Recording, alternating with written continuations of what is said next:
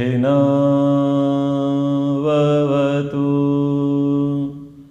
सहनौ भुनक्तु सह वीर्यं करवावहै तेजस्विनावधीतमस्तु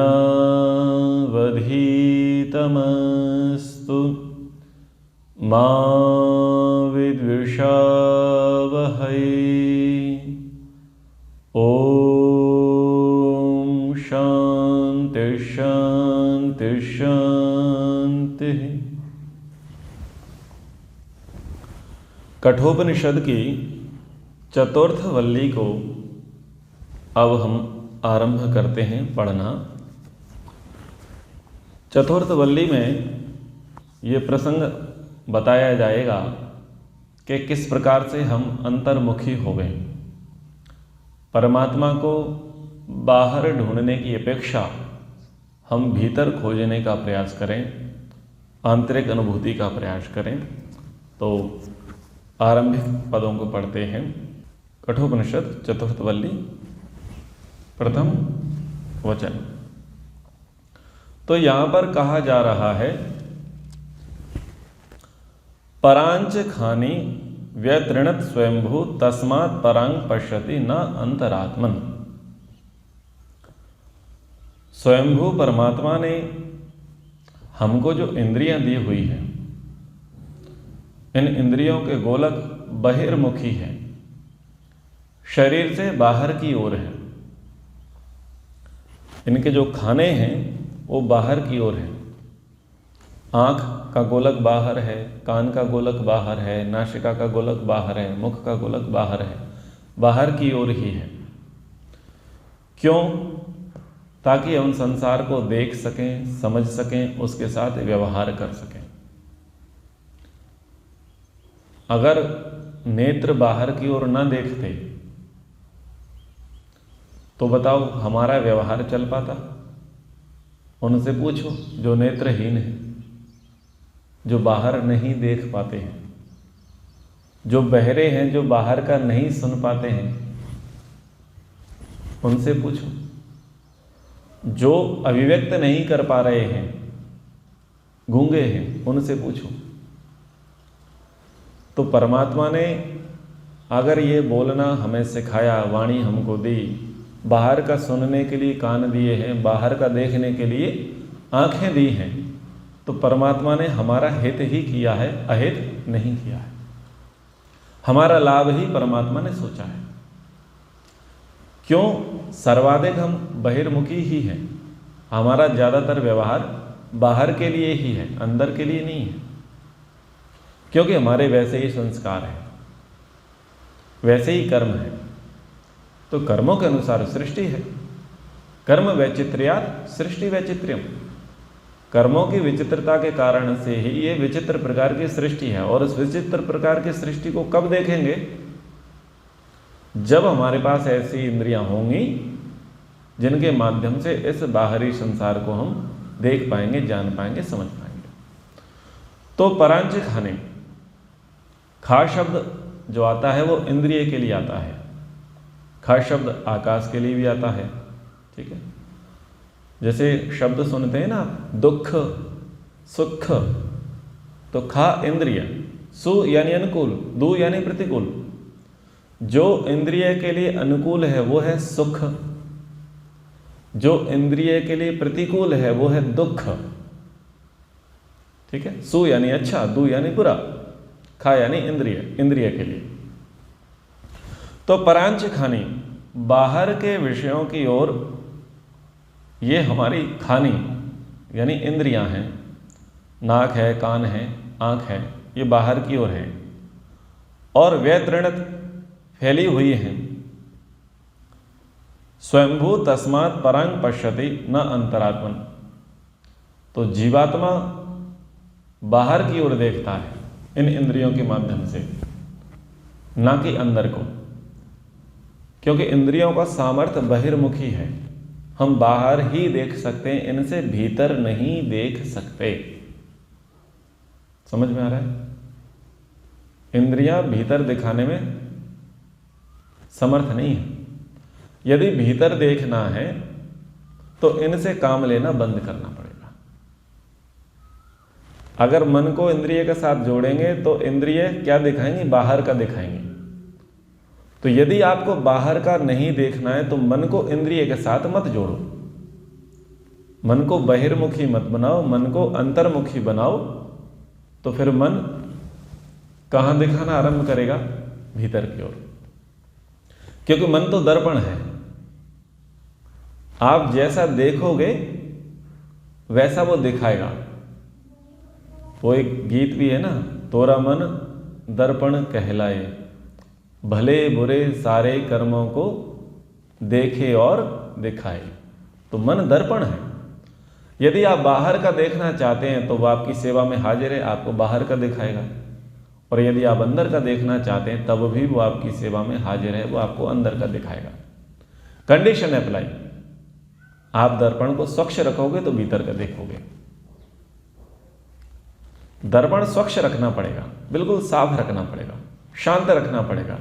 उस ही कंडीशन में मन आपको भीतर का दिखा सकता है। और यदि वो चंचल है, उसमें हिलोरे हैं, तरंगे हैं, धुंधला सा है, गंदा है, मटमैला है, तो भीतर नहीं देखा जा सकता, भीतर नहीं झांका जा सकता। इस बेकार मन से, इस चंचल मन से आप बाहर देख सकते हैं, चलेगा, लेकिन भीतर नहीं।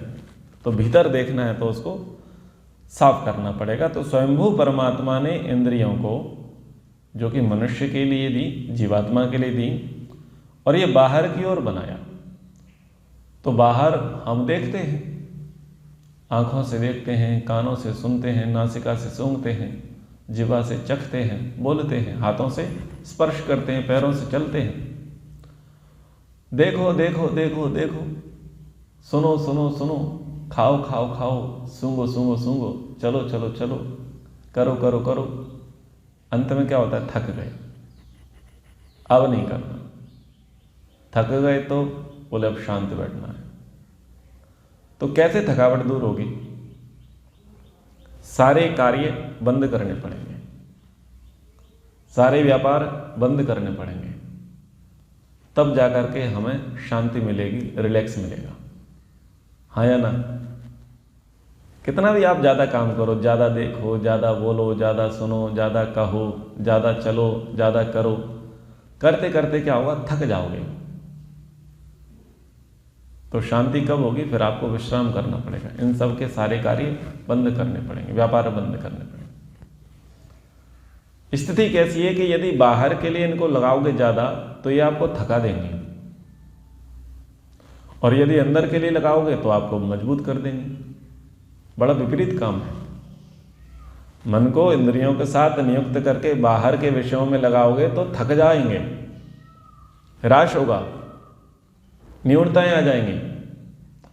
लेकिन यदि इसको अंदर के लिए लगा दिया तो बल बढ़ जाएगा, मन की शक्ति बढ़ जाएगी, बुद्धि का बल बढ़ जाएगा, आत्मा का बल बढ़ जाएगा। यानी अंदर जाएगा तो सामर्थ्य बढ़ेगा और बाहर जाएगा तो सामर्थ्य घटेगा। बड़ी विचित्र स्थिति है। तो कह रहे हैं कश्चित धीरः प्रत्यग आत्मानम ऐक्षित आवृत चक्षु अमृतम इक्षण। तो कश्चित, कोई विरला विशेष व्यक्ति, कौन?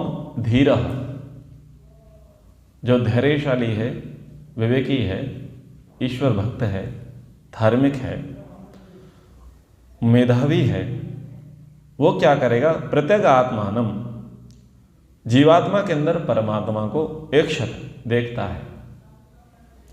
आवृत चक्षु अमृतत्वम इक्षण, ज्ञानेन्द्रियों के विषयों से विरुद्ध करके, यानी इंद्रियों से वो बाहर को ना देख करके वो अमृत को देखना आरंभ करेगा।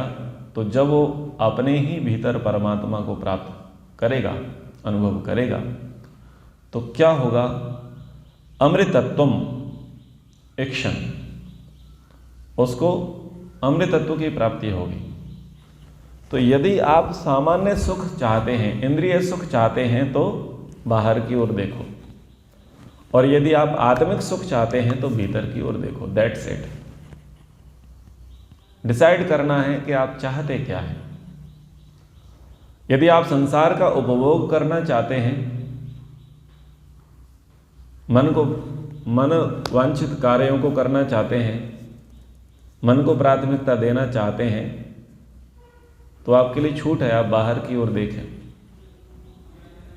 बाहर के विषयों में आनंद लेवें, रस लेवें।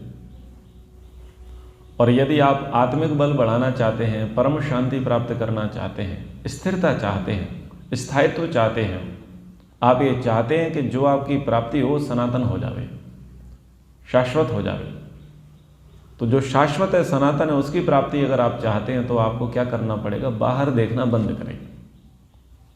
बंद करना पड़ेगा। भीतर देखना आरंभ करेंगे तो शाश्वत सनातन की हमें प्राप्ति हो जाएगी। तो ये इन्होंने यहां पर पहले पद में कहा। दूसरे पद में पराचा कामान अनुयंती वालहस्ते मृत्यो यंती विदतस्य पाशम अथ धीरा अमृतत्वं विदित्वा ध्रुवम अध्रुवम वेश्वः न प्रार्थयन्ते। तो दोनों प्रकार का बताया कि बाहर का देखेंगे तो किस प्रकार से आपकी गति होगी और भीतर का देखेंगे तो किस प्रकार की गति होगी, बता दिया। लेकिन पराचा कामान अनुयंती वाला, जो बाहर के विषय में, शरीर से बाहर के विषय हैं, रूप के, रस के, शब्द के, स्पर्श के, गंध के, स्त्री के, धन के, यान के, दुकान के, मकान के, खाने के, पीने के, घूमने के, फिरने के, जो बाहर के विषय हैं, उन बाहर के विषयों में जो रुचि लेगा और उन विषयों के पीछे इंद्रियों को दौड़ाएगा, पीछे पीछे भागेगा, कामान अनुयंती, उन कामनाओं के पीछे जो बाहर देख रही हैं उनके पीछे जो भागेगा, वो कौन है? बोले वो बालक है, बालाहते, वो बच्चा है। और वो बच्चे की क्या गति होगी? बोले मृत्योर यंती विततस्य पाशम, वो मृत्यु के पाश में यानी मृत्यु के बंधन में पड़ जाएगा। जो बालक विषयों की ओर भागेगा, कूदेगा, दौड़ेगा, उछलेगा, प्रयास करेगा, तो उसकी अंतिम गति क्या है? मृत्यु है। और अत धीरा अमृतत्व विदित्वा, और जो बालक के विपरीत क्या है? धीर है, विवेकी है, तत्वज्ञानी है, जानवान है, बुद्धिमान है, वो क्या करेगा? वो बाहर के सुख को छोड़ करके शाश्वत आनंद की प्राप्ति के लिए प्रयास करेगा, उसके लिए पुरुषार्थ करेगा। तो वो मृत्यु को प्राप्त नहीं होगा, वो अमृतत्व को प्राप्त होगा। दोनों की गति दिखा दी। बाहर को देखोगे, बाहर के लिए करोगे तो मृत्यु मिलेगी परिणाम में। अंदर की ओर देखोगे, अंदर के लिए प्रयास करोगे तो परिणाम में अमृत की प्राप्ति होगी। तो बाहर देखोगे, करोगे तो जन्म मरण मिलेगा, और भीतर देखोगे तो जन्म मरण से मुक्ति मिलेगी, छुटकारा मिलेगा। अब निर्णय आपको करना है, निर्णय आपको करना है कि करना क्या है। उपासना में जब बैठते हैं तो कई लोग ये कहते हैं कि मन को एकाग्र करने के लिए, धारणा लगाने के लिए, ध्यान लगाने के लिए, परमात्मा का ध्यान करने के लिए आवश्यक है त्राटक करो, यानी अंधकार में सृष्टि की कल्पना मत करो, कुछ ज्योति बिंदु स्वरूप का ध्यान करो। कुछ ऐसा सोचो कि कोई ज्योति है, कोई प्रकाश है, उस पर फोकस करो, या आंख खोल करके त्राटक करो, वहां पर अपनी धारणा बनाओ, केंद्र करो, मन को स्थिर करने का प्रयास करो। तो बाहर के विषयों को आप साधन बनाओगे तो वो सिद्धि नहीं होगी जिस सिद्धि के लिए आप बैठे थे। होगा क्या कि थक जाओगे, और थकने के बाद जो आपको विश्राम होगा, जो अनुभूति होगी, उसको आप क्या मान बैठोगे कि मेरा ध्यान लग गया। समझिएगा बात को। समाज में जो ध्यान की विधियां प्रचलित हैं अलग अलग प्रकार से, वो ये कहते हैं कि फोकस करो। वो या तो दीपक पर कंसंट्रेट कराएंगे, अंगूठे पर कंसंट्रेट कराएंगे, किसी बिंदु पर कंसंट्रेट कराएंगे, किसी लाइट पर कंसंट्रेट कराएंगे और बोलेंगे कि इसका देखो देखो देखो देखो। देख लिया, कब तक देखें, पर नहीं देखो। फिर क्या होगा? बोले फिर आप शून्य हो जाओगे। वो एक प्रकार से हिप्नोटाइज ही होते हैं, यानी शांत हो जाते हैं। वो शांत अवस्था ध्यान की नहीं है। फिर कुछ लोग कहते हैं कि आप विचार करो, मन को पकड़ने का प्रयास मत करो, मन जितना दौड़ता है दौड़ने दो, फाइनली क्या होगा? वो थक जाएगा। थक जाएगा तो शांत हो जाएगा, शांत हो जाएगा तो बस आपका ध्यान लग जाएगा। तो जो मैंने पहले एग्जाम्पल दिया कि आपने हाथों से किया, पैरों से चले, मुंह से खाया, बोला, सूंघा, सुना, देखा, तो इनको इंद्रिय के व्यापार को करते करते आप थक जाओगे और थक करके आपको शांत होना पड़ेगा, आंखें बंद करनी पड़ेंगी, तो आपको रिलैक्सेशन मिलेगा, शांति मिलेगी। लेकिन वो शांति, वो रिलैक्स ध्यान नहीं है ना। पर योग के नाम पर, ध्यान के नाम पर बाजार में यही बताया जाता है कि आप को ध्यान लग जाएगा, आपका ध्यान लग जाएगा। तो उसके लिए विपश्यना बने हैं, अन्य अन्य बहुत सारे बने हैं। ऐसा नहीं है वो बुरे हैं, वो बहुत अच्छे हैं। वो बाहर का बहुत अच्छा अभ्यास कराने के मास्टर हो चुके हैं। आपका अच्छा सा आसन लगवा देंगे, आपके मन को एकाग्र करने के लिए प्रयास कराएंगे, आप अच्छे से धारणा बना सकेंगे। पर उनसे उतना ही सहयोग लेना है। उनका पाठ्यक्रम वहां तक है, वहां तक उनके पाठ्यक्रम को धन्यवाद देंगे। अंतर्मन की यात्रा वहां पर नहीं है कि हम दर्पण में स्वयं को देख करके, यानी आत्मा से परमात्मा की ओर कैसे बढ़ें। वो कक्षा वहां पर नहीं है, वो विषय वहां पर नहीं है, वो पाठ वहां पर नहीं है। इसलिए उसी को ग्रेजुएशन ना समझे, उसी को पीएचडी ना समझे, उसी को कृतकृत्यता ना समझे। उतने के लिए धन्यवाद है। तो वहां केवल यही स्थिति है कि आप थक जाओगे। इसलिए उपासना जब करते हैं तो हमें अंधकार की सृष्टि करनी होती है। हमें विचार करना होता है कि हमारे चारों ओर कोई नहीं है, ना अब हम देख रहे हैं, ना हम सुन रहे हैं, ना अब हम कह रहे हैं। बाहर के विषय हमको प्रभावित नहीं कर रहे। क्यों नहीं कर रहे? क्योंकि मैं अकेला हूं, टोटली अलोन हूं। और क्या है? ब्लाइंडनेस, अंधकार ही अंधकार है। उससे क्या होगा कि आपके इंद्रिय और मन का जो भाव है, इंद्रियों से जुड़ करके विषयों की ओर जाना, वो बंद हो जाएगा।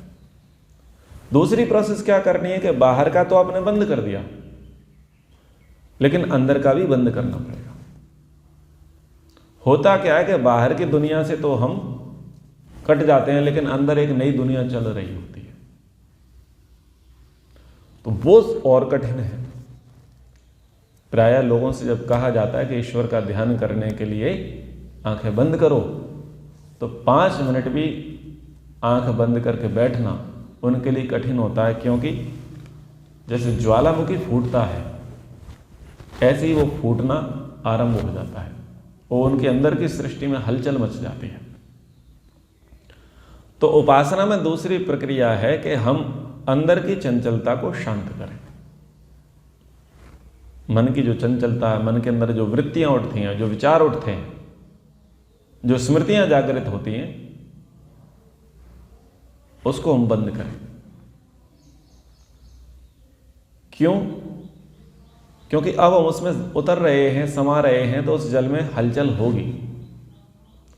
जब तक आप बाहर देख रहे थे तब तक हलचल नहीं हो रही थी वैसे, लेकिन आपने बाहर देखना बंद किया और आप अब अंदर झांकोगे, अंदर प्रभाव करोगे, अंदर प्रवेश करोगे, तो वहां हलचल आरंभ हो जाएगी और वो हलचल आपको प्रभावित करेगी। इसलिए अब आपका युद्ध दूसरा है कि आप अंदर हलचल ना होने दें। किसी भी प्रकार की वृत्ति को, विचार को, स्मृति को हमें नहीं उठाना है, उससे प्रभावित नहीं होना है। मन को शांत रखने का प्रयास करना है, मन को शांत रखने का अभ्यास करना है। और क्या भावना रखनी है कि मन तो जड़ है, मैं चेतन हूं। मन मेरा सहकारी है, असिस्टेंट है, मेरा सेवक है। मैं आत्मा हूं। मन है, बुद्धि है, अहंकार है, ये सब मेरे सहयोगी हैं, ये मेरे बॉस नहीं है, इनका बॉस मैं हूं। और मेरा उद्देश्य क्या है? मेरा उद्देश्य है परमात्मा की उपासना करना। मैं परमात्मा का ध्यान करना चाहता हूं, इसलिए अब कोई संकल्प नहीं चलेंगे, कोई विकल्प नहीं चलेंगे, कोई वृत्तियां नहीं चलेंगी, कोई व्यापार नहीं चलेंगे। और कड़ाई के साथ हम अपने सेवकों को डांट देंगे। डांटना पड़ेगा, संकल्प करना पड़ेगा कि अब बाहर की कोई चर्चा नहीं, अब बाहर के कोई विचार नहीं। जब तक हम ईश्वर की आराधना के लिए बैठे हैं, उपासना के लिए बैठे हैं, स्तुति के लिए बैठे हैं, तो केवल और केवल हमारा फोकस इसी पर रहेगा। अन्य चीजों पर हम फोकस नहीं करेंगे, नहीं करेंगे।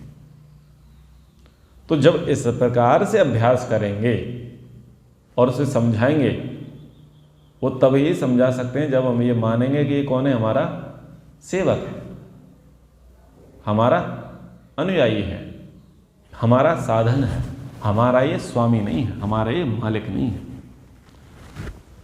फिर क्या होगा? फिर अंतर्मन की यात्रा आरंभ होगी। जब मन को शांत कर दिया, हम संकल्पबद्ध हो गए, फिर हम मंत्र पकड़ेंगे, वेद मंत्र पकड़ेंगे और वेद मंत्र के माध्यम से परमात्मा की स्तुति, प्रार्थना, उपासना के लिए हम अग्रसर होंगे। मंत्र पकड़ेंगे, मंत्र शब्द हो, शब्द का अर्थ हमें आना चाहिए और उस अर्थ के साथ हम संबंध जोड़ना जाने। ये चौथी प्रक्रिया। केवल मंत्र जाप कर लेने से हम अंदर आगे नहीं बढ़ सकते। मंत्र यानी शब्द हमें ठीक से आए, शब्द का अर्थ हमें पता हो और उस अर्थ के अनुरूप हम भावना भी बनाएं और जिसके लिए कह रहे हैं, जिसके लिए संबोधन कर रहे हैं, यानी जिस कार्य के लिए बैठे हैं, उसके प्रति हम संबंध बनाएं। परमात्मा से कोई संबंध स्थापित करें। ईश्वर हमारा राजा है, हम उसकी प्रजा हैं। ईश्वर हमारा गुरु है, हम उसके शिष्य हैं। ईश्वर हमारा पिता है, माता है, हम उसके पुत्र हैं। ऐसे हम संबंध स्थापित करते हुए फिर ईश्वर से अपनी बातें रखें, अपने विचार करें, अपना चिंतन करें,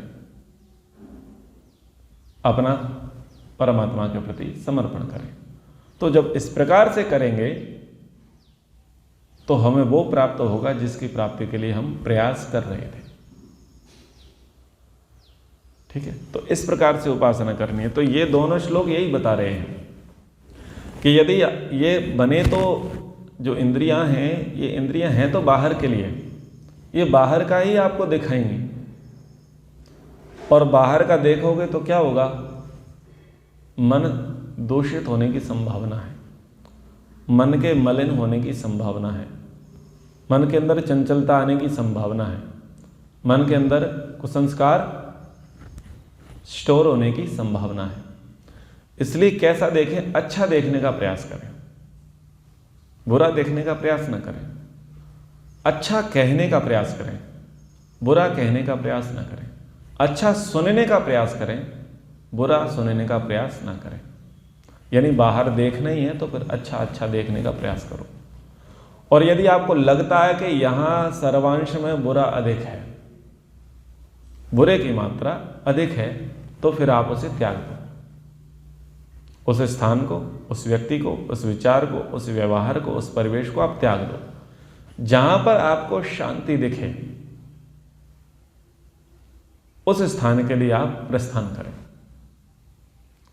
विदुर जी कहते हैं धृतराष्ट्र से, यदि आत्मा का उत्थान करना है तो पृथ्वी को त्याग करने के लिए तैयार रहो। आपका लक्ष्य स्पष्ट होना चाहिए कि आप क्या प्राप्त करना चाहते हैं। तो यदि कुछ अच्छा प्राप्त करना चाहते हैं तो उससे जो कम अच्छा है उसे छोड़ने का प्रयास करें। यदि हम संसार के बनाने वाले को जानना चाहते हैं, संसार के निर्माता को प्राप्त करना चाहते हैं, तो संसार की उलझन को दूर करना पड़ेगा। संसार में नहीं उलझना।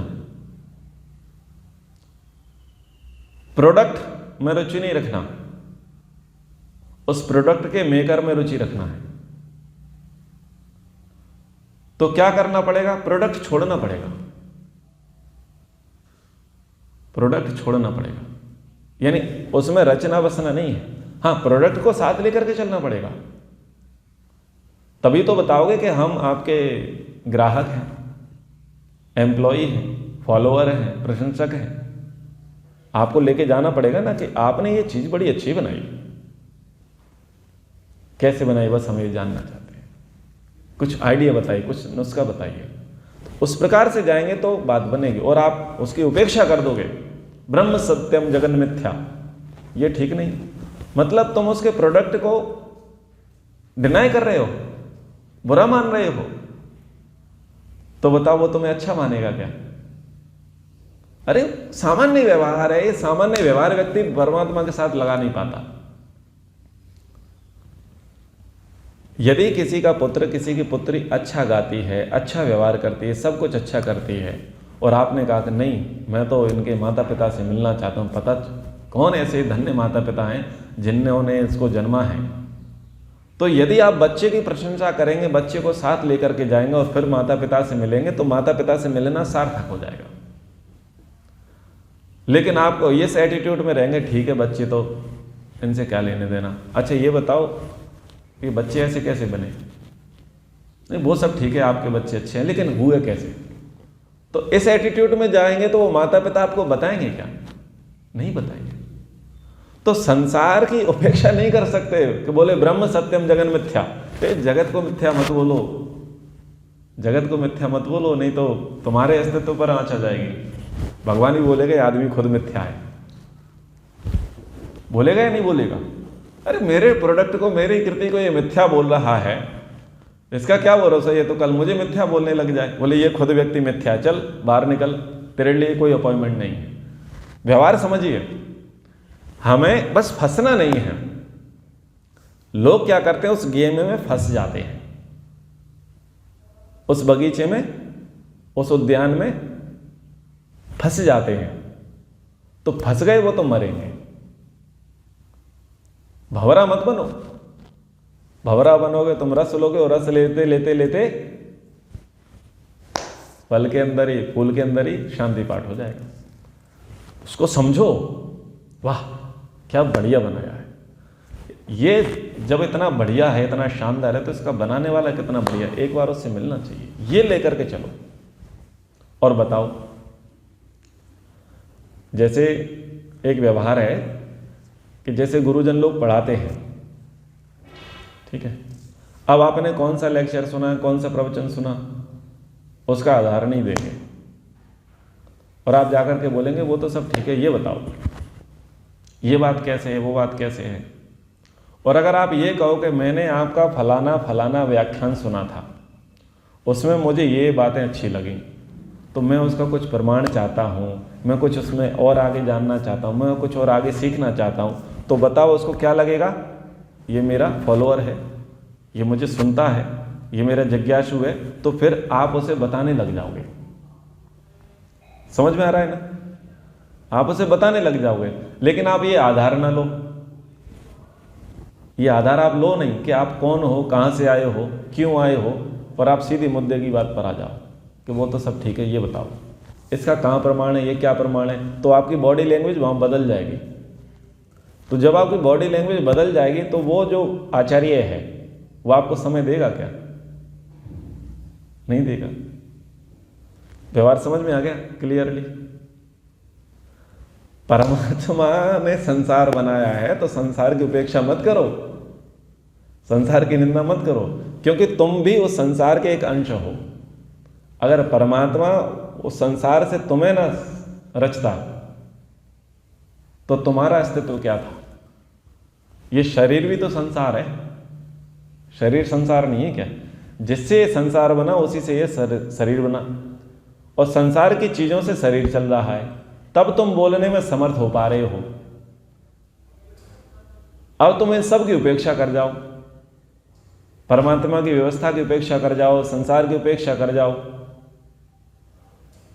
तो अगर बताओ वो तुम्हारे प्राण हर ले, तुम्हारा बोलना बंद कर दे, तुम्हारा खाना बंद कर दे, तुम्हारा निकलवाना बंद कर दे, तुम्हारी क्या हालत हो जाएगी? बोलने लायक नहीं बचोगे, उपासना करने लायक नहीं बचोगे, प्रार्थना करने लायक नहीं बचोगे, कुछ नहीं हो सकता। तो ये व्यवहार भी हमको समझना चाहिए। तो हम ऐसा ना बोले ब्रह्म सत्यम जगन मिथ्या, उनके गलत अर्थ न निकालें। तो इस प्रकार से संसार को देख करके हम क्या करें? प्रसंग यही था कि इंद्रियां संसार को देख रही हैं, तो यदि संसार में रच गए तो मरोगे। इंद्रियों से हम संसार का उपभोग कर रहे हैं, उस भोग में अगर आपने रुचि रख ली तो परिणाम क्या निकलेगा? यमाचार्य कह रहे हैं कि मृत्यु को प्राप्त करेंगे। और यदि संसार को देख करके संसार के बनाने वाले की खोज करने लग जाओगे तो अमृतत्व को प्राप्त करोगे। तो मरो मत, अमृत हो जाओ। यानी सम्मान करना सीखो, श्रद्धा रखना सीखो, कृतज्ञता व्यक्त करना सीखो और आगे बढ़ो। जड़ बुद्धि मत बनो, लकीर के फकीर मत बनो, उससे कुछ आगे की करने की सोचो, उससे आगे बढ़ने की सोचो, तो आपकी उन्नति होगी, आपको सुख मिलेगा, आपको शांति की प्राप्ति होगी। ठीक है? लोग क्या करते हैं? बस संसार है, यही सब कुछ है, जो दिख रहा है वही सब कुछ है, बाकी हमें ज्यादा बुद्धि चलानी नहीं है। तो ऐसे व्यक्ति बार बार अधम योनियों को प्राप्त करते हैं। ये प्रसंग आप सुन ही चुके हैं।